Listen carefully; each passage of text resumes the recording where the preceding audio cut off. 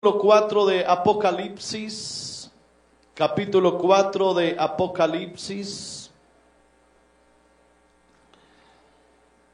y voy a leer para ustedes el verso 1. Apocalipsis 4, 1. Después de esto miré, y he aquí una puerta abierta en el cielo. Y la primera voz que oí como de trompeta, hablando conmigo, dijo: sube acá, y yo te mostraré las cosas que sucederán después de estas. Las cosas que sucederán después de estas. Amén. Siéntense, por favor. Uno a veces cree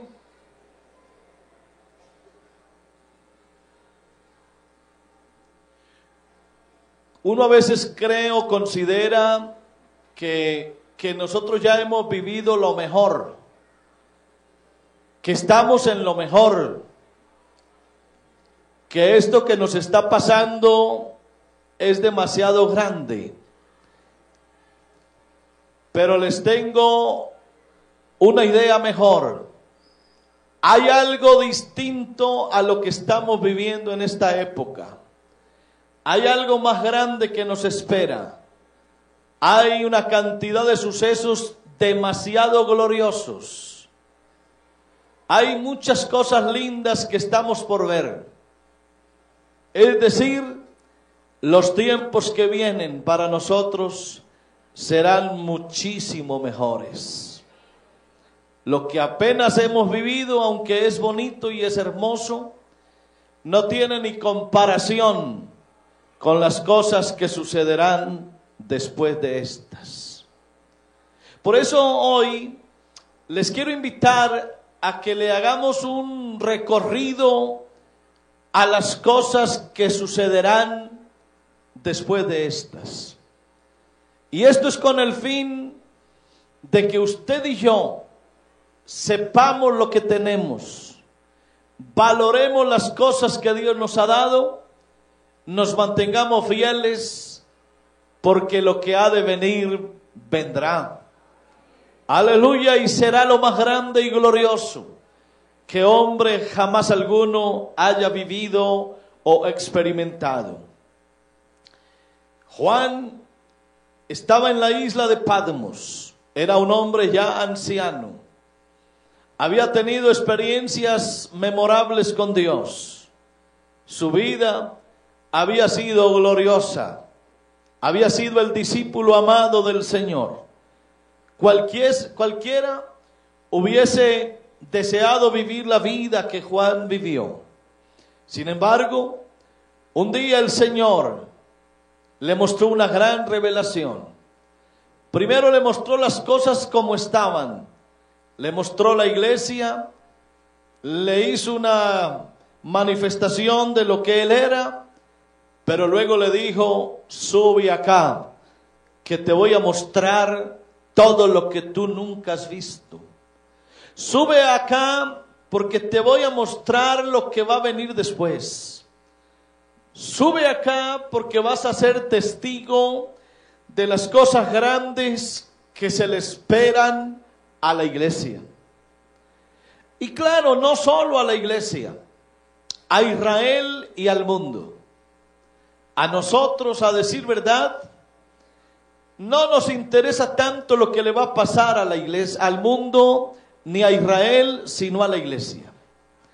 El programa que a nosotros nos interesa es el programa de Dios con la iglesia. Ya lo de Israel es otro tema. Lo del mundo es otro tema. Nos interesa saber qué pasará con la iglesia después de estas cosas. Lo primero que se le mostró a Juan, de una forma muy simbólica y personal, fue de alguna forma el arrebatamiento de la iglesia. Porque para Juan poder ver todo lo que vio, primero fue trasladado. Y dice ahí el capítulo 4 de Apocalipsis que oyó una voz que le dijo: sube acá. Así que ese subir acá era algo así como tipo de lo que le va a pasar a la iglesia dentro de no muchos días. El Señor también, así como un día le dijo a Juan: sube acá, a la iglesia también se lo va a decir. Y usted y yo, si somos iglesia, si somos fieles a Dios, igual que Juan, también oiremos la voz que nos diga: sube acá. Juan hacía parte ya de la iglesia, como lo haces parte tú y yo de la misma. Así que el Señor nos llevará un día. Ese es el traslado de la iglesia. Algunos comúnmente lo llaman el rapto de la iglesia. Otros lo llaman el arrebatamiento de la iglesia. A mí me gusta llamarlo el traslado de la iglesia. Y dice la Biblia que ese es el primer evento que está a las puertas. Nosotros aquí no nos preocupamos por el fin del mundo, no nos preocupamos por el milenio, no nos preocupamos por la guerra de Armagedón ni por el anticristo. Eso a nosotros no nos inquieta. A nosotros solo nos inquieta una cosa: el traslado de la iglesia. Es lo que nosotros estamos esperando. Es el suceso más grande y glorioso que la iglesia espera. De ahí para allá, el programa de Dios tendrá otros escenarios y tendrá otros actores. Tendrá unas especificaciones que ya no serán en su mayoría para la iglesia, sino para Israel y para el mundo. Así que lo que a nosotros nos interesa y en lo que estamos ocupados es saber que cuando el Señor levante su iglesia, yo me vaya con Él, usted se vaya con Él. Eso es lo que nos está interesando y es el primer suceso, el que está a las puertas. Dijo el Señor en San Juan 14:2: en la casa de mi Padre muchas moradas hay. Si así no fuera, yo os lo hubiera dicho. Voy pues a preparar lugar para vosotros. Y si me fuere y os preparare lugar, vendré otra vez y os tomaré a mí mismo, para que donde yo estoy, vosotros también estéis. Esa promesa es la que nos mantiene así gozosos. Esa promesa de su advenimiento es lo que nos mantiene alertas y atentos. Es por ello que usted y yo nos conservamos en pureza, porque la Biblia dice que el que tiene esta esperanza en Él se purifica así como Él también es puro. Y eso de que Él volvería está muy claro. Dice la Biblia en los Hechos, el capítulo 1 y el verso 9, que cuando Él dijo estas cosas, viéndolo los discípulos, fue alzado. Oiga eso, fue alzado. Así como fue alzado en el caso anterior Juan, ahora también Jesús es alzado. Dice que viéndolo ellos, fue alzado y le recibió una nube que le ocultó de sus ojos. Y estando ellos con los ojos puestos en el cielo, entre tanto que él se iba, he aquí se pusieron junto a ellos dos varones con vestiduras blancas, los cuales también les dijeron: varones Galileos, ¿por qué estáis mirando al cielo? Ese mismo Jesús que ha sido tomado de vosotros al cielo, así vendrá como le habéis visto ir al cielo. De tal forma que no es un invento nuestro, no es un capricho, no es una idea nuestra, no es un dogma. Es la palabra del Señor la que dice que el Señor volverá por segunda vez a levantar a su iglesia. A su nombre sea toda la gloria. Esto del levantamiento de la iglesia encierra también un misterio que el mundo no conoce, pero la iglesia lo predica. Porque no solamente estamos a la expectativa de que el Señor venga por la iglesia, nosotros los que estamos vivos, sino nuestros hermanos que están en los sepulcros. Todos los cristianos fieles, los que pelearon la buena batalla, los que se fueron a la tumba estando viviendo en santidad, ellos en la tumba también tienen la esperanza gloriosa. Por eso el apóstol Pablo le escribía a los tesalonicenses y les decía que no se entristecieran como los otros que no tienen esperanza. Por eso la muerte de un cristiano fiel no es una derrota, sino una victoria. Por eso cuando alguien de nosotros se muere, no es que haya una pérdida. El cielo se ha ganado otro habitante. Y no nos entristece ver a un hijo de Dios yendo al sepulcro, porque se cumplirá también la palabra que está escrita en 1 Corintios 15 y exactamente en el verso 51, cuando dice: he aquí os digo un misterio, no todos dormiremos, pero todos seremos transformados en un momento, en un abrir y cerrar de ojos, a la final trompeta, porque se tocará la trompeta y los muertos serán resucitados incorruptibles y nosotros seremos transformados. Así que el día que se escuche la trompeta anunciando que el Señor viene por la iglesia, ocurrirán dos cosas. Primero, los muertos en Cristo resucitarán. Esa es la primera fase de la primera resurrección, de la que hablaremos luego. Se levantarán los muertos en Cristo. Y luego nosotros, los que estemos vivos, no vamos a morir, seremos transformados.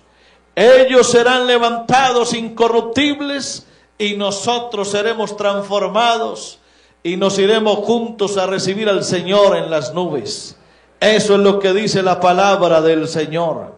Por eso Pablo les repitió estas palabras a los tesalonicenses en su primera carta y en el capítulo 4, cuando les dijo: porque el Señor mismo, con voz de mando, con voz de arcángel y con trompeta de Dios, descenderá del cielo, y los muertos en Cristo resucitarán primero.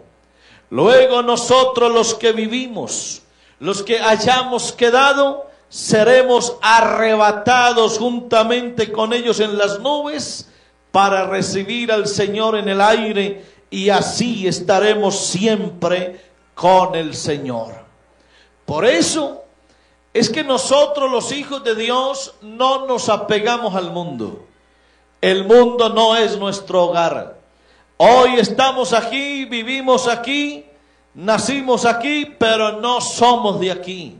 Los hijos de Dios tenemos ya una ciudadanía diferente. Nosotros, los hijos de Dios, no somos mundanos. No estamos aferrados al mundo, porque Dios hizo en nosotros algo glorioso. Él nos cambió la naturaleza y nos cambió la ciudadanía. Por eso Pablo le dijo a los filipenses en el capítulo 3 y el verso 20: mas nuestra ciudadanía está en los cielos, aleluya, de donde también esperamos al Señor, al Salvador Jesucristo, el cual transformará el cuerpo de la humillación nuestra para que sea semejante al cuerpo de la gloria suya. Así que esto está claro y definido. Y tiempo nos faltaría para tomar una por una de las escrituras que animan a la iglesia a mantenerse fieles, para que el día que el Señor levante la iglesia, usted y yo nos vayamos con Él para estar para siempre.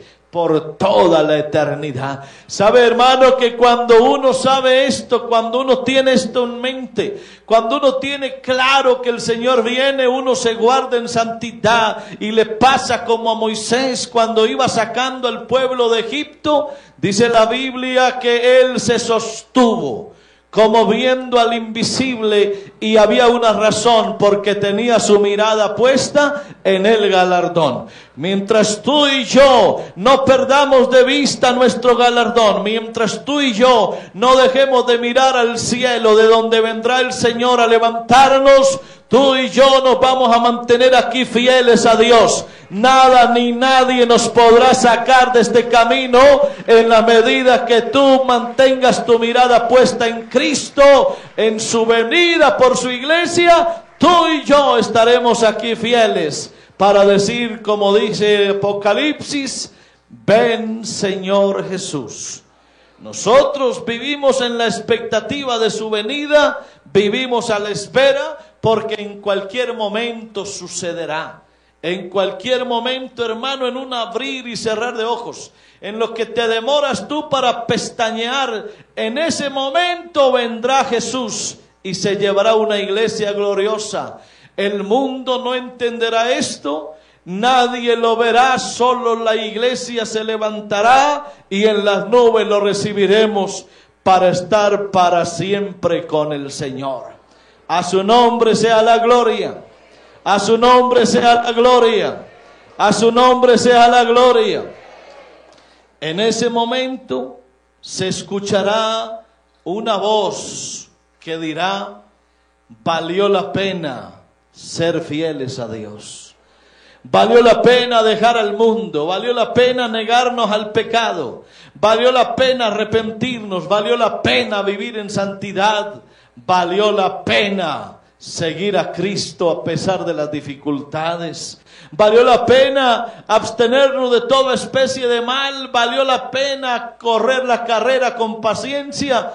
Valió la pena habernos despojado de todo peso, de ese pecado que nos asediaba. Valió la pena porque nos hemos encontrado con Cristo, aleluya. Y podremos decir, como dice el atleta que gana, el que queda campeón, al fin dice: valió la pena el esfuerzo, valió la pena la lucha, amén. Y tú y yo lo vamos a decir un día: he peleado la buena batalla, he acabado la carrera, he guardado la fe, por lo demás me está reservada la corona de justicia, la cual me dará el Señor juez justo en aquel día, y no solo a mí, sino a todos los que aman su venida. A su nombre sea toda la gloria. A su nombre sea toda la gloria. Y hablando de recompensas, en el momento que la iglesia se vaya con el Señor, ocurrirán dos cosas espectaculares. Número uno, el tribunal de Cristo. Número dos, las bodas del Cordero. Hablemos del tribunal de Cristo. ¿Qué será el tribunal de Cristo? Bueno, la Biblia dice en 2 Corintios, el capítulo 5 y el verso 10, porque es necesario que todos nosotros comparezcamos ante el tribunal de Cristo, para que cada uno reciba según lo que haya hecho mientras estaba en el cuerpo, sea bueno o sea malo. Y también Pablo le escribió a los romanos en el capítulo 14 y el verso 10, y le dijo: pero tú, ¿por qué juzgas a tu hermano? O tú también, ¿por qué menosprecias a tu hermano? Porque todos compareceremos ante el tribunal de Cristo. Quiero decirles que el tribunal de Cristo es inmediato con el levantamiento de la iglesia. El Señor levanta la iglesia y viene el tribunal de Cristo. En ese tribunal de Cristo solo estará la iglesia. Allí no habrá gente que no sea de la iglesia. Puede ser que hayan ángeles, pero hablando ya de hombres y mujeres, solo la iglesia. Y si es la iglesia es porque ya está salva. Es decir, en el tribunal de Cristo no va a haber nadie perdido. En el tribunal de Cristo solo estarán los salvos de la iglesia. Porque el Señor se las lleva y ocurrirá eso glorioso. Será el juicio para los galardones, el juicio para las recompensas, el juicio para el premio, el juicio de los galardones. Por eso ahí es donde usted y yo, que le servimos a Dios, aspiramos a escuchar nuestro nombre. Por ahí hay una canción antiquísima que dice que a mi nombre yo feliz responderé. Cuando allá se pase lista, a mi nombre yo feliz responderé. ¿Sabe cuándo aspiro yo a responder a mi nombre? Allá en ese tribunal de Cristo. Pero ese será el día de las recompensas. Ese será el día cuando Dios llame a los que le sirvieron. Ese día será el día glorioso cuando Dios recompense tu trabajo en el Señor. A ti, hermano y hermana, que eres líder, que le sirves a Dios, que haces sacrificios para servir a Dios en cualquier área de la iglesia. Ese será el día glorioso en que Dios nos recompense por nuestra labor, por nuestro servicio. Allá en el tribunal de Cristo hemos de ver desfilar a esos grandes hombres de Dios.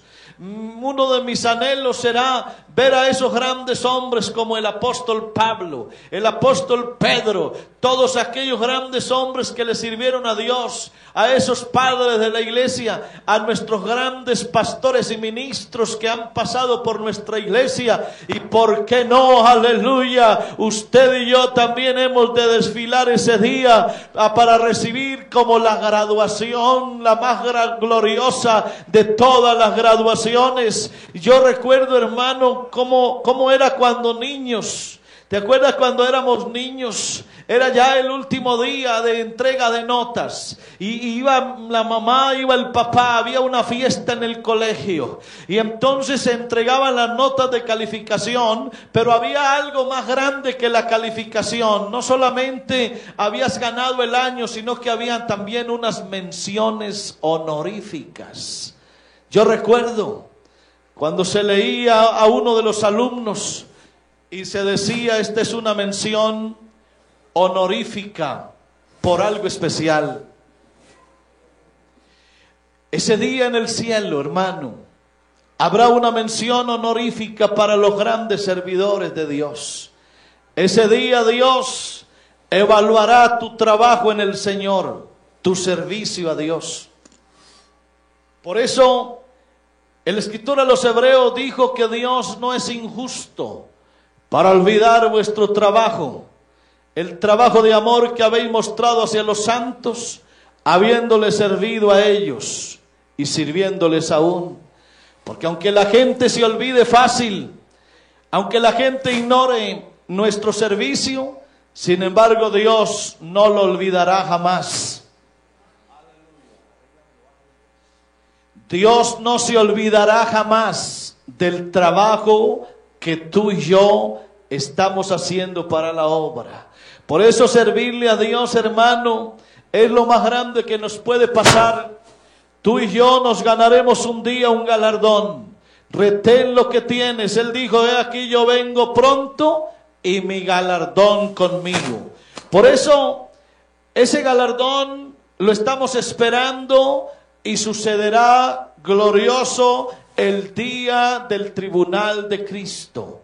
Yo te pregunto a ti, mi querido hermano, ¿crees tú que aparte de ser salvo vas a recibir algún galardón por tu servicio a Dios? ¿O solamente estás ocupado en tu salvación y no te has interesado por el servicio? Eso del servicio a Dios no te salva. Déjame decirte, servirle a Dios no salva, pero servirle a Dios hará que tú, aparte de ser salvo, tengas una corona gloriosa un día, tengas un galardón maravilloso, el cual dará el Señor el día del tribunal de Cristo. Es posible que haya algunos hermanos salvos,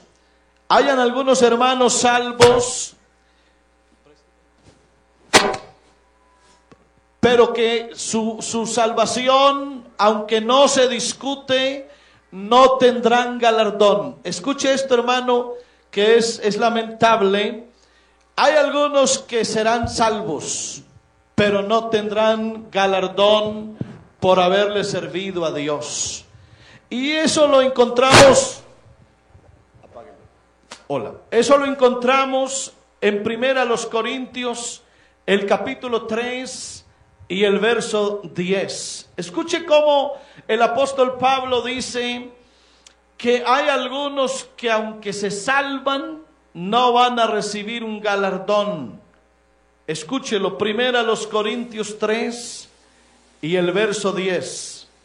Conforme a la gracia de Dios que me ha sido dada, yo como perito arquitecto puse el fundamento y otro edifica encima, pero cada uno mire cómo sobreedifica. Porque nadie puede poner otro fundamento que el que está puesto, el cual es Jesucristo. Y si sobre este fundamento alguno edificare oro, plata, piedras preciosas, madera, heno u hojarasca, la obra de cada uno se hará manifiesta, porque el día la declarará, pues por el fuego será revelada, y la obra de cada uno cual sea, el fuego la probará. Si permaneciere la obra de alguno que sobreedificó, recibirá recompensa. Si la obra de alguno se quemare, él sufrirá pérdida, si bien él mismo será salvo, aunque así como por fuego. ¿Eso qué quiere decir? Eso significa que para ser salvos no tenemos que servirle a Dios. El servicio a Dios es aparte. Tú y yo nos salvamos por aceptar a Cristo, por gracia, por la fe que hemos puesto, por la sangre que Él derramó. Hasta ahí la salvación. Pero el hombre salvo está llamado a servirle a Dios, porque el servicio a Dios le va a traer un galardón glorioso en el cielo.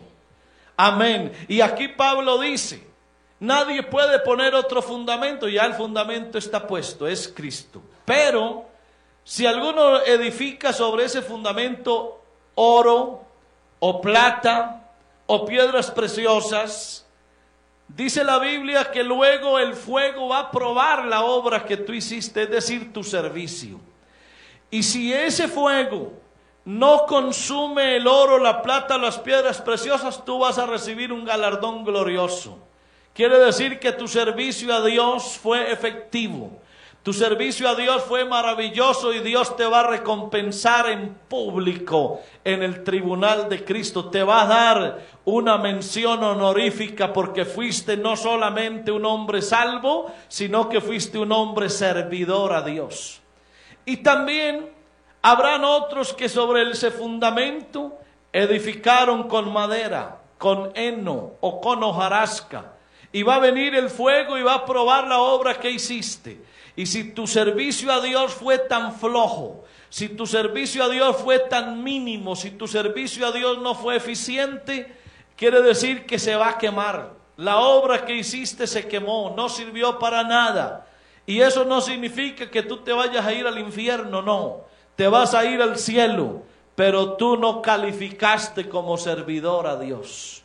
Por eso, hermano, es que servirle a Dios es una cosa hermosísima y es una experiencia lindísima que va más allá de la salvación.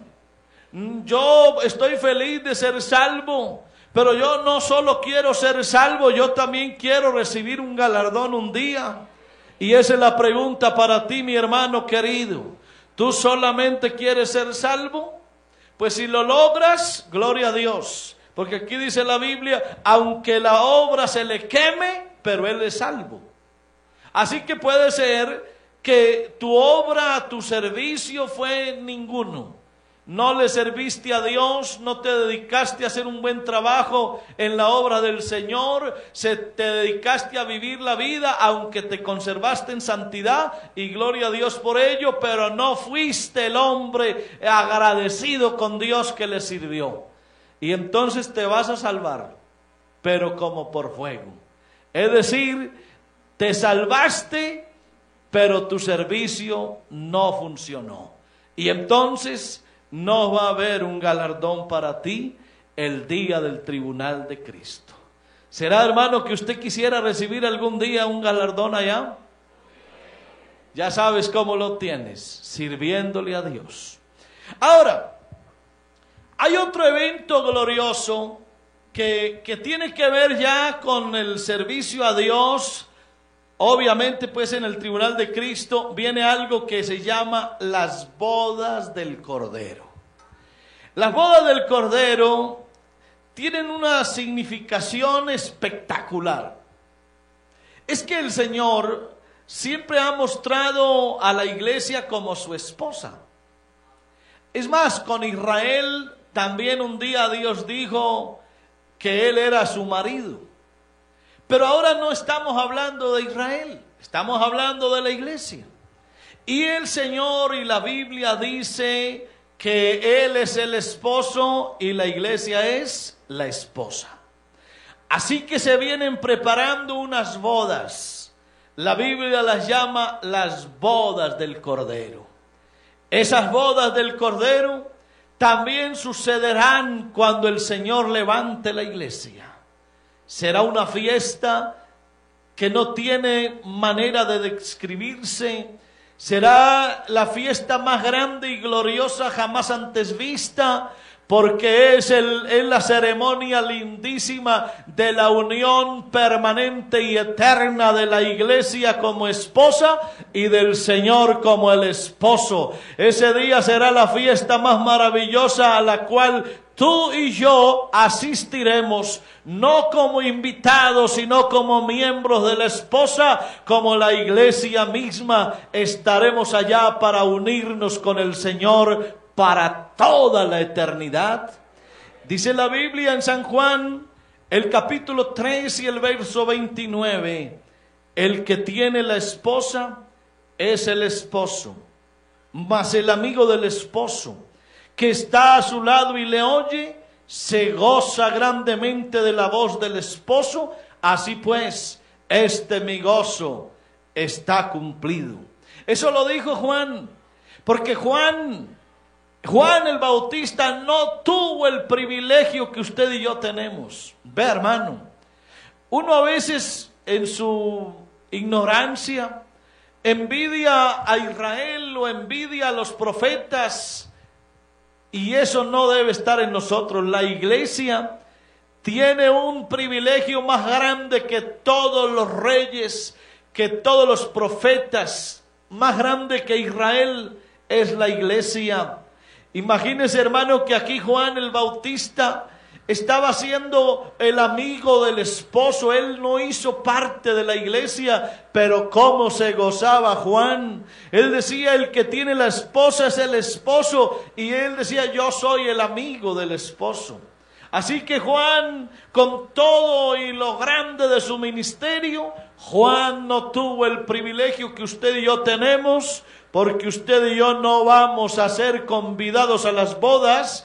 Usted y yo haremos parte de ese cortejo nupcial. Usted y yo desfilaremos para encontrarnos con el Señor, para estar para siempre con Él. Usted y yo somos la iglesia esposa del Cordero. Alabanzas a Dios. Usted y yo estamos invitados a una cena maravillosa, la cena del Cordero. Aleluya. Y dice la Biblia que por eso el apóstol Pablo celaba a la iglesia. Y por eso es que los que amamos a la iglesia la celamos. Nosotros aquí tenemos celo. No es fanatismo, es un celo santo y sabio. Porque el fanatismo es un celo ignorante. Pero el celo de Dios es sabio. Y por eso cuando uno ve a algún hermano pasando dificultades, o con esa tendencia a irse, uno lo cela.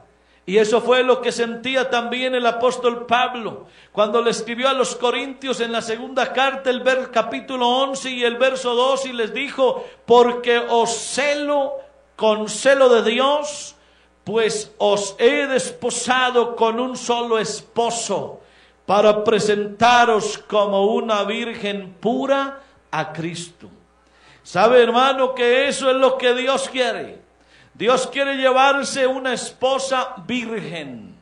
Dios no quiere llevarse una esposa que haya convivido con el mundo. Dios no quiere una esposa contaminada. Dios no quiere una esposa mundanalizada. Dios no quiere una esposa que se haya revolcado en el fango. Dios no quiere una esposa que haya adulterado con el mundo. Dios quiere una esposa virgen. La quiere virgen, virgen, totalmente virgen, porque Él la compró a precio de sangre, aleluya, y Él la quiere para tenerla para siempre a su lado. Por eso es que los hijos de Dios tenemos que aprender a vivir en santidad. Por eso es que los hijos de Dios no podemos practicar el pecado. Por eso es que la iglesia es una iglesia santa, es una iglesia sin mancha, es una iglesia sin arruga, porque así es como la quiere Dios. Por eso, un día el apóstol Pablo le escribió a los esposos y les dijo: maridos, amad a vuestras mujeres, así como Cristo amó a la iglesia y se entregó a sí mismo por ella, para santificarla, habiéndola purificado en el lavamiento del agua por la palabra, a fin de presentársela a sí mismo, una iglesia gloriosa, que no tuviese mancha ni arruga ni cosa semejante, sino que fuese santa y sin mancha. Esa es la iglesia, esa es la esposa, esa es la que un día el Señor se va a llevar a la gloria. Es con esa iglesia santa con quien se va a casar el Señor para toda la eternidad. Por eso, iglesia, consérvate puro, consérvate en pureza, consérvate en santidad, porque sin santidad nadie verá al Señor. Y estar aquí en la iglesia, hermano, no es solo por estar, es vivir la vida como Dios quiere que se viva, para que el día que el Señor levante a su esposa, tú y yo podamos hacer parte de ese séquito, de ese desfile nupcial, para encontrarnos con Él allá en la gloria. Y entonces cantar la canción aquella: gocémonos y alegrémonos y démosle gloria, porque han llegado las bodas del Cordero y su esposa se ha preparado, y a ella se le ha concedido que se vista de lino fino, limpio y resplandeciente, porque el lino fino es las acciones justas de los santos. Qué bueno, hermano, poder cantar esa canción aquí. Gocémonos, gocémonos y alegrémonos y démosle gloria, porque las bodas del Cordero han llegado y ya nos hemos preparado. Alabanzas a Dios, alabanzas a Dios. Cuando la iglesia piensa en esas bodas del Cordero, se alegra y se goza y las anhela. Las anhela. ¿Sabe, hermano, que la iglesia como esposa tiene ese anhelo? Esa es la visión, ese es el anhelo de las mujeres. La mujer normalmente tiene un anhelo en la vida, entre tantos. Y uno de los grandes anhelos de toda mujer normal es venir con un vestido blanco en un desfile nupcial y llegar a un altar para unirse al hombre que ama. Ese sueño normalmente lo viven todas las mujeres, y a la iglesia le está pasando igual. Así como aquella mujer anhela todos los días y cuenta todos los días. Es muy lindo cuando uno ve a una mujer enamorada y dice: pastor, la fecha de mi matrimonio es tal. Y aunque no se lo digan a uno, uno sabe que ellas tienen un reloj biológico y están contando los días. Me faltan 30 días, me faltan 25 días, dentro de 20 días, en 15 días me caso. Y le están contando a todo mundo y se les quita el sueño y se les quita el hambre, porque el anhelo de ellas es venir al desfile, que suene la marcha, que estén los acompañantes, que haya un anillo, que haya un beso. Eso lo anhela esa mujer, y esta iglesia está en lo mismo. Hace tiempo venimos contando los días y los meses y los años, y todos los días y meses y años esta iglesia dice: ya pronto viene el Señor, Él vuelve otra vez, Él viene pronto, y yo le estoy esperando. Y la iglesia se prepara todos los días para ese glorioso encuentro con el Señor. Alabanzas a su nombre, alabanzas a su nombre, alabanzas a su nombre, alabanzas a su nombre, alabanzas a su nombre, alabanzas a su nombre, alabanzas a su nombre, alabanzas a su nombre. Alabado, alabado sea Dios. Aleluya, aleluya. La iglesia está esperando ese momento glorioso para irse con Él a las nubes. Aleluya. Por eso Juan termina el Apocalipsis con una frase lindísima. Él dijo: y el Espíritu y la esposa dicen: ven. Y el que oye diga: ven. Y el que tiene sed, venga. Y el que quiera, que tome del agua de la vida gratuitamente. Por eso una de nuestras oraciones es: Señor, ven, ven, Señor, te estamos esperando. Así como la novia se prepara para ese día de las nupcias, así esta iglesia todos los días le clama al Señor y le dice: Señor, no tardes. Ven, que te esperamos, anhelamos tu regreso, estamos a la expectativa, queremos oír la trompeta que suena, queremos irnos contigo a las bodas del Cordero. No te demores, Señor, ven, porque te esperamos. ¿Sabe, hermano? Cuando un cristiano vive así, él siempre estará fiel a Dios. Cuando los cristianos no nos movemos de esa esperanza, pase lo que pase, suceda lo que suceda, nosotros nos quedamos aquí esperando que el Señor venga. Y sabe, hermanos, si nos toca morirnos, si nos toca irnos a la tumba, nos vamos a la tumba, y desde allá de la tumba incluso estaremos esperando la trompeta que suene, porque sea que vivamos o que muramos, del Señor somos. Aleluya. Un día la muerte será vencida y nos levantaremos para irnos con el Señor a la gloria, y así estaremos para siempre con Él. Alaba su nombre, hermano, alábalo a Él. Alábalo y dile: ven, ven, ven, ven, Señor Jesús. Ven, Señor Jesús, ven, ven, ven, Señor. Aleluya, ven, que te esperamos. Alabanzas a su nombre. Oh, gloria, gloria a Dios. Oh, gloria, gloria a Jesús.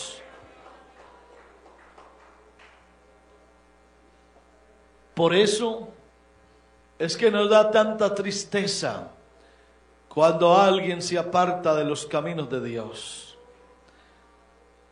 Se aparta a alguien y es porque perdió esta ilusión, porque se le olvidó que Cristo vuelve otra vez.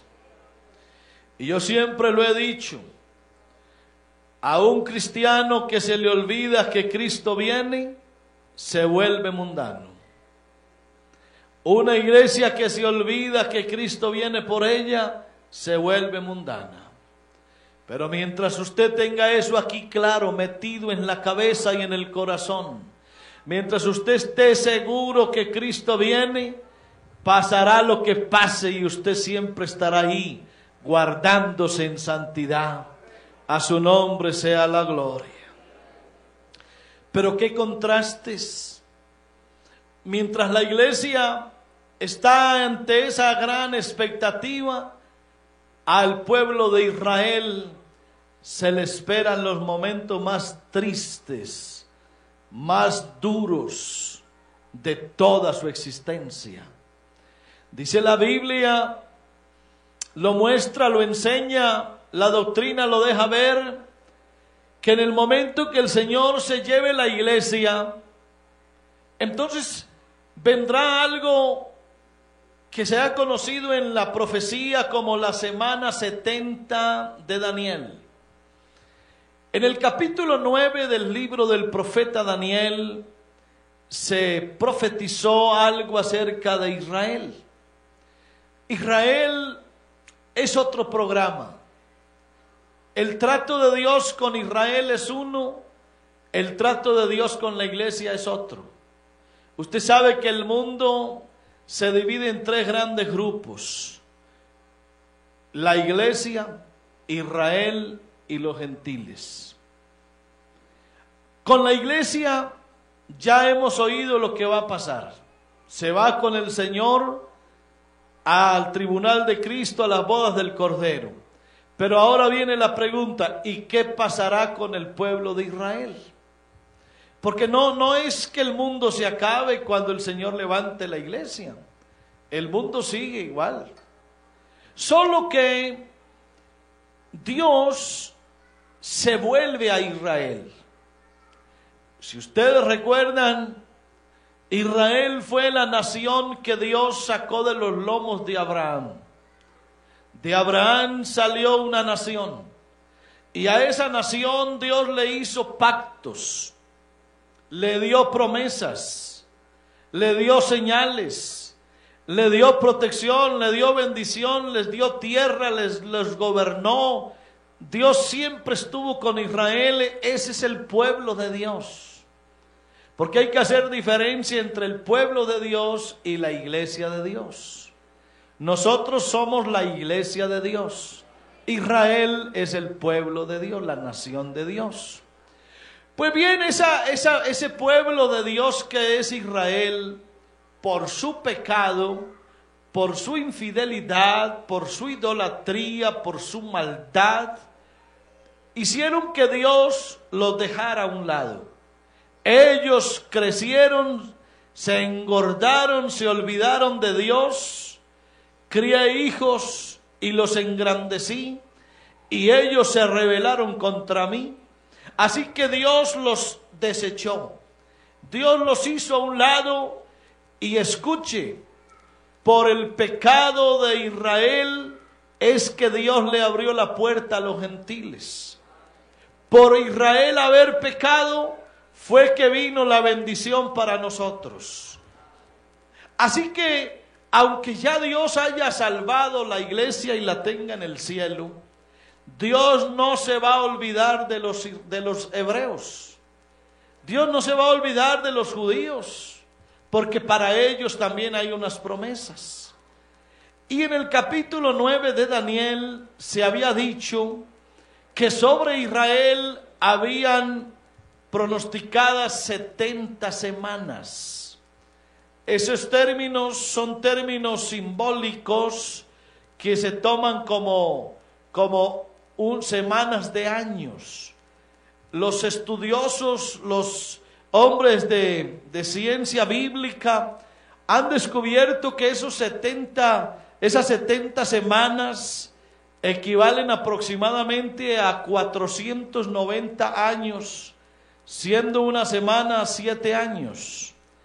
Y dice en el capítulo 9 de Daniel, verso 24, de la siguiente manera: 70 semanas están determinadas sobre tu pueblo y sobre tu santa ciudad, para terminar la prevaricación y poner fin al pecado y expiar la iniquidad, para traer la justicia perdurable y sellar la visión y la profecía, y ungir al santo de los santos.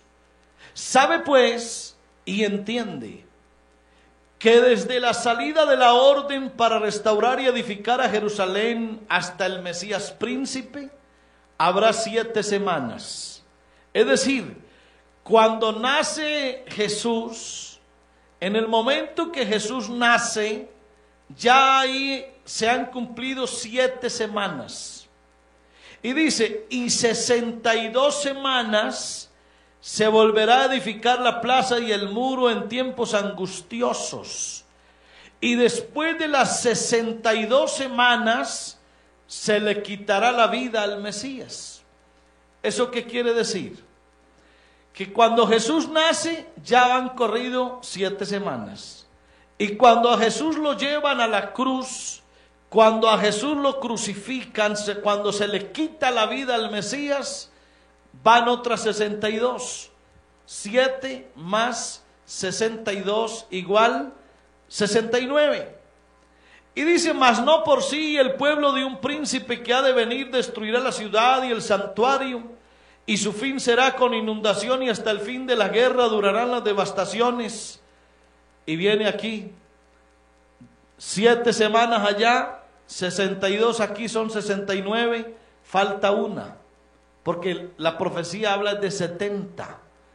Van 69, falta una semana. Una semana son 7 años. Y dice el verso 27, y por otra semana, la que falta, confirmará el pacto con muchos. A la mitad de la semana hará cesar el sacrificio y la ofrenda. Después, con la muchedumbre de las abominaciones, vendrá el desolador, hasta que venga la consumación y lo que está determinado se derrame sobre el desolador. Esa última semana, la semana 70, es la que le queda faltando a la profecía. Y esa semana 70 se tiene que cumplir. Esa semana no es para la iglesia. Esa semana es para Israel. Y por eso, en este momento que Dios está tratando con la iglesia, ese reloj de la profecía está detenido. No ha vuelto a correr, se paró en la semana 69. Está detenido el reloj de la profecía en este instante. ¿Por qué? Porque Dios dejó a Israel y atendió a la iglesia. Pero en el momento en el que el Señor levante la iglesia, ese reloj volverá a su marcha normal. Otra vez el reloj arrancará, porque le falta cumplir una semana más. Esa semana más, que es la que falta, es lo que la Biblia llama la gran tribulación. Esa gran tribulación que no tiene nada que ver con la iglesia.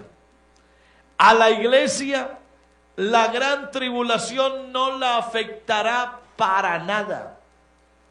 Porque ya la iglesia está con el Señor. Ya el Señor se había llevado la iglesia. Ya el Señor se llevó la iglesia y están arriba las bodas del Cordero. Está el tribunal de Cristo, está la iglesia en su luna de miel con el Señor. Así que no tendremos nada que preocuparnos por la gran tribulación.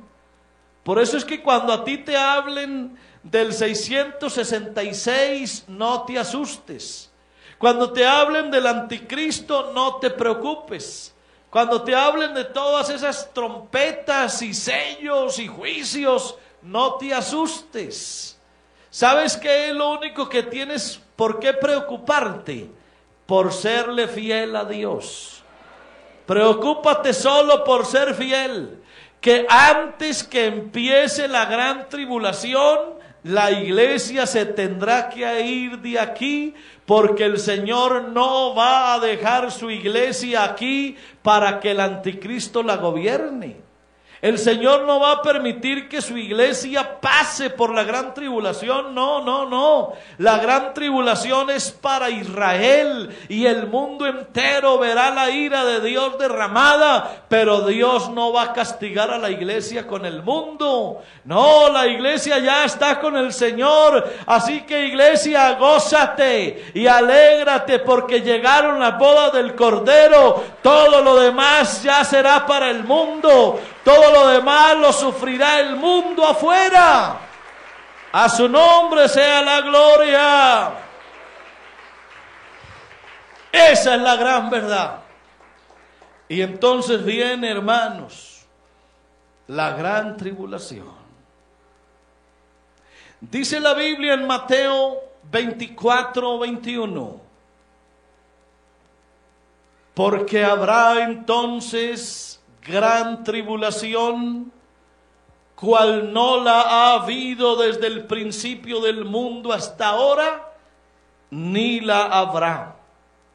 No ha habido en toda la historia del mundo una época más cruel, más violenta que la época de la gran tribulación. No habrá una época más dolorosa que esa. Y dice en Isaías, el capítulo 26 y el verso 20. Isaías 26:20. Anda, pueblo mío, entra en tus aposentos, cierra tras ti tus puertas, escóndete un poquito, por un momento, en tanto que pasa la indignación. Porque he aquí que Jehová sale de su lugar para castigar al morador de la tierra por su maldad contra él, y la tierra descubrirá la sangre derramada sobre ella, y no encubrirá ya más a sus muertos. Eso es lo que le espera al mundo, hermano. Escúchenme los jóvenes, escúchenme los jóvenes que les gusta el mundo. A esos jóvenes a los que el mundo les atrae, que quieren ir a probar el mundo allá un rato afuera. Eso será lo que le espera al mundo. Por eso la Biblia dice que el que ama al mundo, el amor del Padre no está en él. Por eso el que ama a Dios se aleja del mundo, porque para el mundo hay un final muy triste. El avisado ve el mal y se esconde. El inteligente ve el mal y se esconde, pero los simples y los ignorantes caen en él. Por eso es bueno decirle a nuestros jóvenes, es bueno decirle a nuestros creyentes, no hay que amar al mundo. No améis al mundo ni las cosas que hay en el mundo, porque todo lo que hay en el mundo, los deseos de la carne, los deseos de los ojos y la vanagloria de la vida, eso no procede del Padre sino del mundo, y el mundo pasa y sus deseos, pero el que hace la voluntad de Dios, ese permanece para siempre. Alabanzas a Dios, alabanzas a Dios, alabado sea Dios. El apóstol Pablo le escribió a los tesalonicenses en la primera carta, en el capítulo 5 y el verso 2, y les dijo: porque vosotros sabéis perfectamente que el día del Señor vendrá así como ladrón en la noche, que cuando digan paz y seguridad, entonces vendrá sobre ellos destrucción repentina, como los dolores a la mujer encinta, y no escaparán. Mas vosotros, hermanos, no estáis en tinieblas, para que aquel día os sorprenda como ladrón. Ese día va a llegar. Y cuando el mundo esté creyendo que ya alcanzaron la paz, cuando el mundo esté publicando que hay seguridad por todo lado, vendrá entonces destrucción repentina. Y por eso fue que también a una de las iglesias de Apocalipsis, se le escribió en su mensaje en el capítulo 3 y el verso 10, y se le dijo a la iglesia: por cuanto has guardado la palabra de mi paciencia, yo también te guardaré de la hora de la prueba que ha de venir sobre el mundo entero para probar a los que moran sobre la tierra. Oiga eso, hermano. Oiga cómo es de hermosa la palabra. No hay que temer, la iglesia no tiene nada que temer. El Señor le dijo: has guardado la palabra de mi paciencia, y yo también te guardaré de la hora de la prueba que ha de venir sobre el mundo entero.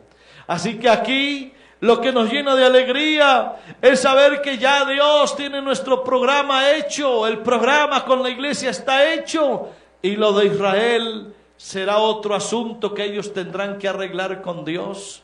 Por eso en el capítulo 30 de Jeremías y en el verso 7, la Biblia habla del tiempo de angustia para Jacob, el famoso tiempo de angustia para Jacob. Y miremos, hermano, lo que dice Apocalipsis, el capítulo 6. Abra la Biblia en el capítulo 6 de Apocalipsis. Miremos allí cómo se describe el suceso de la gran tribulación, del cual tú y yo estaremos exentos si nos habremos ido pues con el Señor. Dice Apocalipsis 6 y el verso 12. Aquí se describe, hermano, en gran parte lo que será la gran tribulación. Miré cuando abrió el sexto sello, y he aquí hubo un gran terremoto, y el sol se puso negro como tela de silicio, y la luna se volvió toda como sangre, y las estrellas del cielo cayeron sobre la tierra, como la higuera deja caer sus higos cuando es sacudida por un fuerte viento.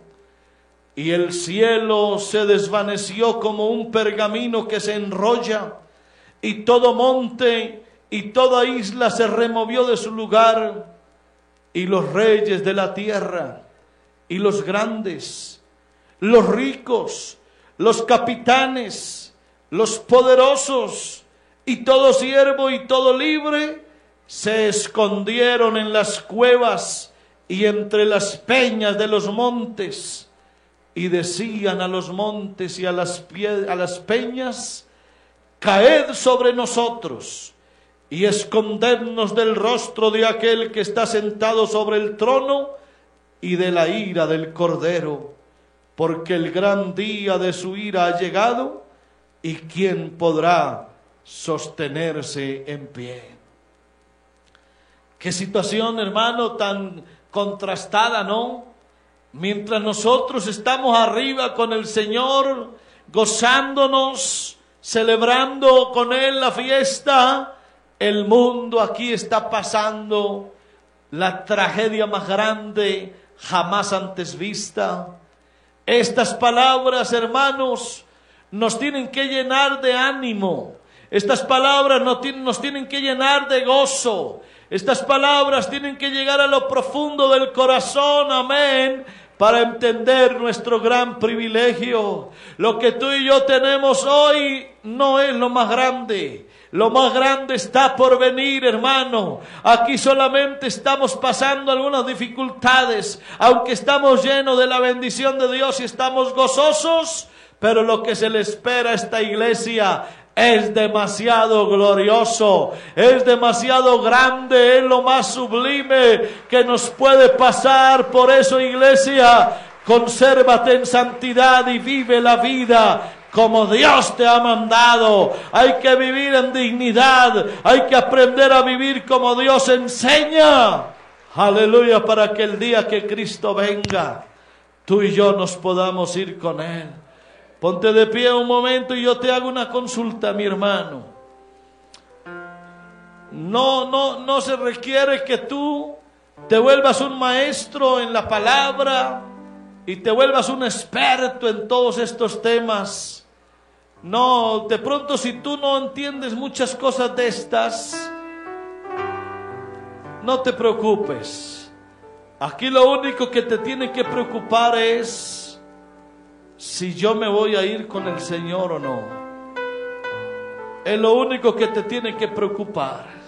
Y por eso yo te voy a invitar ahora, te voy a invitar en el nombre del Señor a que le hagas un examen a tu vida.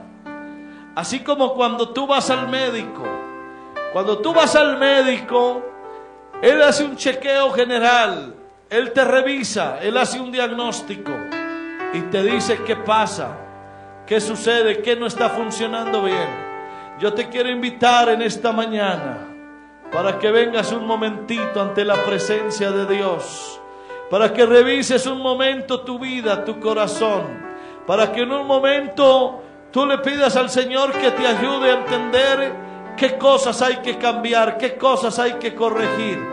Qué bueno fuera que esta mañana tú y yo nos pusiéramos en el altar de Dios y le dijéramos: Señor, revisa mi vida, revisa mi corazón, pruébame y conoce mis pensamientos y ve si hay en mí camino de perversidad y guíame en el camino eterno. Qué bueno que tú, hermano, hoy arreglaras tus problemas. Qué bueno que hoy, amigo, le entregaras tu corazón al Señor. Qué bueno que hoy definieras de una vez por todas que vas a vivir en santidad como Él nos manda. Qué bueno fuera que esta mañana levantaras tu mirada al cielo, aleluya, para ver cuándo viene el Señor por su iglesia. Qué bueno fuera que levantaras tu mirada y le dijeras: Señor, yo ya estoy preparado. Yo quiero que tú vengas ya por la iglesia.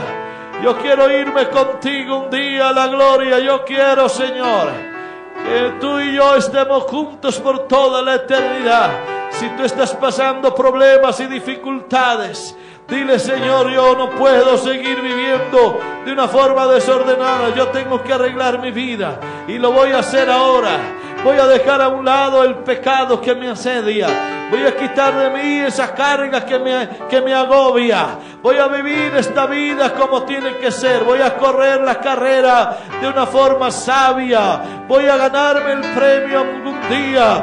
Voy a recibir un día el galardón que tú tienes preparado para mí. Oh, en el nombre glorioso de Jesús, yo te ruego tu bendición y tu ayuda. Aquí está tu pueblo, aquí está tu iglesia que te necesita. Aquí está tu iglesia, Señor, esperándote. Aleluya, hoy te decimos: ven, ven, Señor. Ven por tu iglesia, Dios mío, en el nombre de Jesús. Aleluya, aleluya, aleluya. Él vuelve otra vez. Aleluya, Señor, esperamos.